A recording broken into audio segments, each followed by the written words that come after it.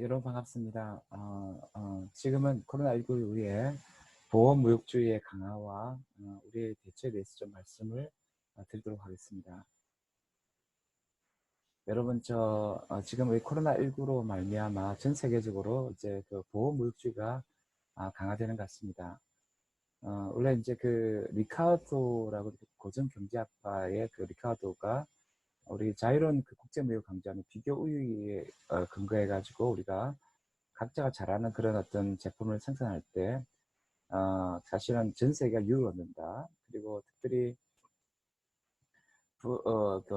좀 잘못된 어떤 자원 배분의 문제를 이제 해결하면서 어쨌든 이런 자유 무역 제도를 굉장히 옹호했는데요. 사실은 그리고 이런 것들을 WTO가 굉장히 또 권장하고 지금까지 사실 자유 무역이 제대로 우리가 이제 진행돼 왔다고 생각하는데 몇 년 전부터 굉장히 트럼프 같은 경우에 국제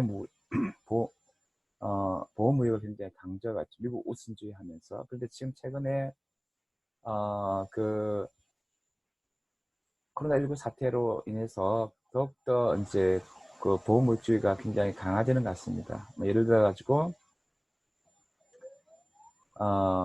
일본도 좀 그런 게 있어요. 리쇼링 해가지고 자국 기업들을 이렇게 굉장히 이제 국가로 다시 귀속하라. 뭐 이제 이런 것들은 원래 트럼프도 굉장히 강조했었지만 특별히 이제 일본도 뭐 3분의 2 정도 그 이제 이전 비용을 이제 지불하겠다 이렇게 해가지고 그렇게 굉장히 강조하는 것 같습니다.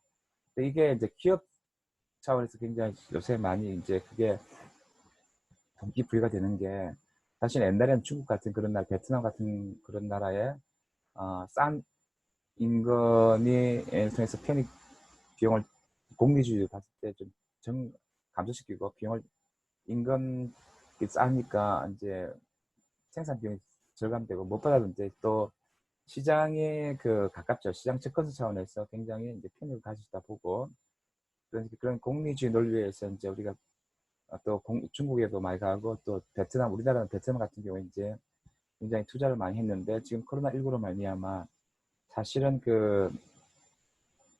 그런 해외 공장의 그 위험 비용이 굉장히 많이 증가하는 것 같아요.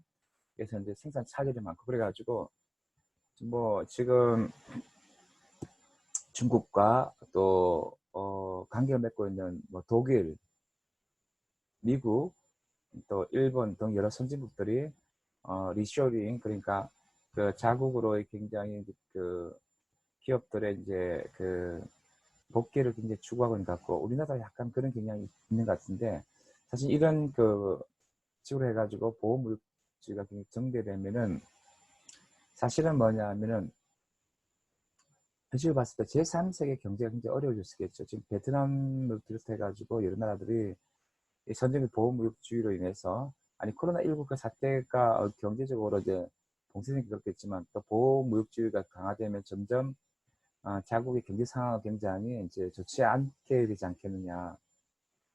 이런 양상 속에서 제3세계는 굉장히 더욱더 그 보호무역주의로 인해서 그 경제적 타격을 받을 것 같습니다. 제 개인적으로는. 그리고 우리나라도 사실은 또 경제적 타격을 좀 많이 받을 것 같습니다. 왜냐하면은 또 약간 더 다른 뉴스들 말씀드릴 수 있는데 지금 보호무역주의가 또 증가하면서 또 미국과 중국 같은 경우는 이 무역 갈등이 심화되고 있는데 특별히 코로나19와 관련해 가지고 미국이 굉장히 이제 중국을 이렇게 이제 비판을 많이 하면서 원래 이제 그 보호무역 하면서 중국의 관세 카드를 만지작거리는데 이번에 이제 그 미국 국내 보건 위기에 관련해 가지고 그 책임을 갖다가 뭐냐 하면은 이제 중국 쪽에 이제 이렇게 분명하기 위해서 트럼프 행정부 같은 게 이제 추가 관세 부과 조치를 이렇게 좀 하는 것 같습니다. 제가 봤을 때는 그래서 이제 사실은 이제 이렇게 하면은 미국의 보호무역주의도 강화되고 또 사실 중국의 국가자본주의도 타격을 받겠죠. 그러면서 미국에도 무역 수지가 적자가 발생하고 중국도 이제 무역 수지 적자가 발생하겠죠. 그런데 이제 미국 같은 무역 수지가 적자가 발생하지만 중국 경제란 차원에서 정책 개선도 있는 것 같습니다. 그렇게 하면서 이제 생산 활동을 복귀를 이제 미국이나 일본이 굉장히 이제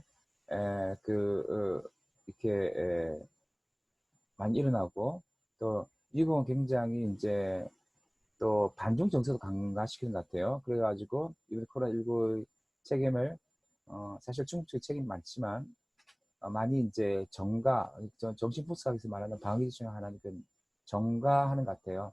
그리고 이제 밴드로 말하는 독특 이탈 기제 중에서도 책임 전가 있잖아요.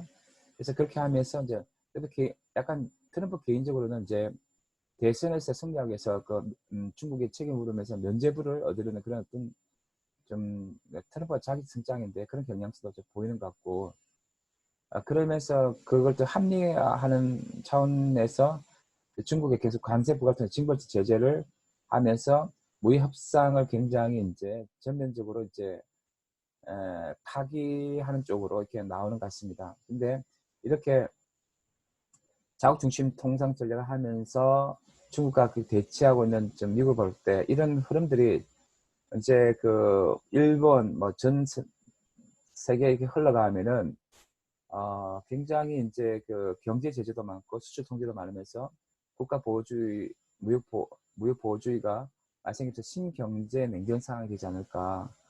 그러면 우리나라는 어떻게 되냐? 우리나라는 굉장히 지금까지 우리나라는 수출 주도적인 어떤 그런 또 전략을 통해서 여러 가지 경제 위기를 타개해 왔는데 굉장히 우리나라 경제가 어려움을 겪을 수도 있다고 저는 생각합니다. 그래서 우리나라 같은 경우는 중미 또는 미중 패권 경쟁이 굉장히 심화되지 않는 것이, 또 전체적으로 무역 전쟁이 심화되고 보호무역주의가 심화되지 않는 것이 우리나라에게는 굉장히 유리하다고 생각할 수 있고, 지금 상황에서 베트남 같은 그런 나라도 이제 그런 상황일 수 있는데 사실은 새로운 위기가 오고 있다고 생각할 수 있습니다.